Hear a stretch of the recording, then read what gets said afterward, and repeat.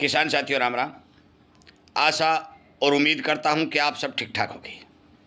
साथियों, आज हम एक बहुत महत्वपूर्ण विषय के ऊपर चर्चा करने जा रहे हैं। मैं आपको बताने जा रहा हूं कि जो अमेरिका, ईरान और इजराइल का जो झगड़ा चल रहा है, उस झगड़े का प्रभाव अब आपके सामने लगातार देखने को मिलना शुरू हो रहा है। किस हिसाब से मिल रहा है, किस तरीके से मिल रहा है, मैं आपको इस वीडियो में समझाने का काम करूँगा। थोड़ा गौर करके सुन लेना, समझ लेना और अपने किसान साथियों तक शेयर कर देना। साथियों, आप सभी को पता है कि अमेरिका और इजराइल ईरान की लड़ाई रुक रुक कर चल रही है। 5 दिन रुकती है, फिर 3 दिन चलती है, 4 दिन रुकती है, फिर 6 दिन चलती है।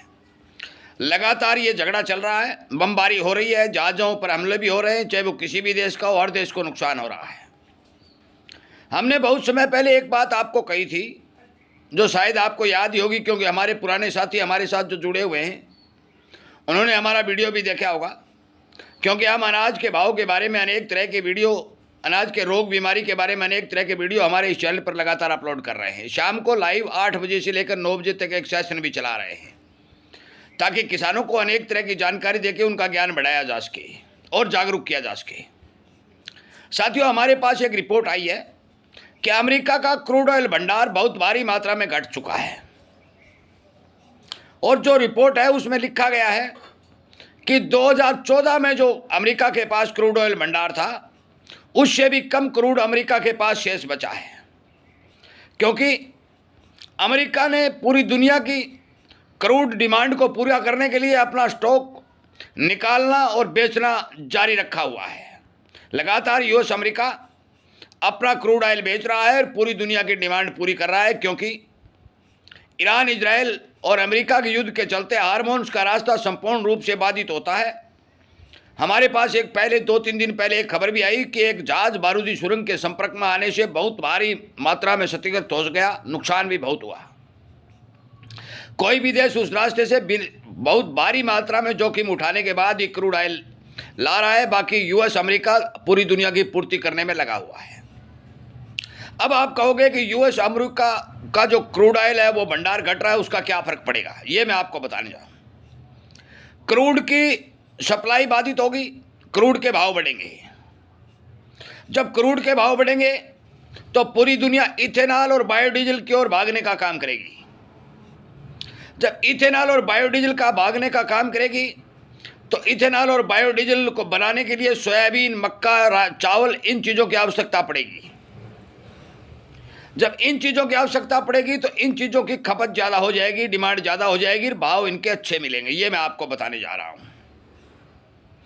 क्रूड ऑयल महंगा होता है तो पॉलिस्टर के भाव के ऊपर बहुत भारी असर पड़ता है, और पॉलिस्टर के भाव पर असर पड़ता है तो नरमा के भाव भी पक्के बढ़ने की संभावना बनती है। साथियों, क्रूड ऑयल का बढ़ना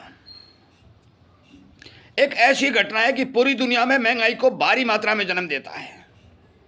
ये एक सच्चाई है, वास्तविकता है। हम आपको बहुत समय पहले एक बात बता चुके हैं कि पूरी दुनिया इस आर्थिक विश्व युद्ध की चपेट में जो चल रही है, इसके आधार पर हम इस बात को आराम से महसूस कर सकते हैं कि आगे आने वाले समय में क्रूड के दाम गिरने की कोई संभावना नहीं है। यूएस अमेरिका का क्रूड भंडार घटना इस बात को संकेत कर रहा है कि लगातार क्रूड की सप्लाई बाधित होने की आशंका जताई जा रही है। रूस में तो पहले भी जो भारी भरकम उत्पादन हो रहा था, प्योर और शुद्ध पेट्रोल की कमी देखी गई, जो आपने खबर पढ़ी भी होगी। अब अन्य देशों में भी क्रूड की सप्लाई बाधित और कमी होने के समाचार जो हमें धीरे धीरे मिलेंगे, उसके आधार के ऊपर हम ये आराम से महसूस कर सकते हैं कि यदि दुनिया के अंदर इथेनॉल और बायोडीजल की खपत बढ़ती है, दुनिया इस ओर जाती है। जिस तरह से मलेशिया ने D14 फार्मूले से ऊपर उठ करके D15 फार्मूला लागू किया, इसी तरह से यूएस अमेरिका ने भी भारी मात्रा में सोयाबीन आदि की पिड़ाई करके इथेनॉल बनाने के ऊपर जोर दिया। हर देश इस ओर जाता हुआ दिखाई दे रहा है और इन चीज़ों की खपत लगातार बढ़ने के आसार दिखाई दे रहे हैं। फसलें मौके पर कमज़ोर दिखाई दे रही हैं। इस आधार पर हम मान सकते हैं कि यदि ये लड़ाई लंबी चलती है, चलेगी। हमने पहले भी आपको एक बात कही थी कि यह युद्ध जल्दी बंद होने के कोई आसार दिखाई नहीं दे रहे हैं। क्योंकि रूस और यूक्रेन का युद्ध लंबे समय से चल रहा है। यूक्रेन को नाटो देश संपूर्ण रूप से मदद कर रहे हैं और यूक्रेन रूस को टक्कर दे रहा है। इसी तरह ईरान भी एक छोटा सा देश होने के नाते रूस, चीन और उत्तर कोरिया जैसे देश ईरान की मदद कर रहे हैं और ईरान अमेरिका को टक्कर दे रहा है। अमेरिका के नाक का सवाल बना हुआ है।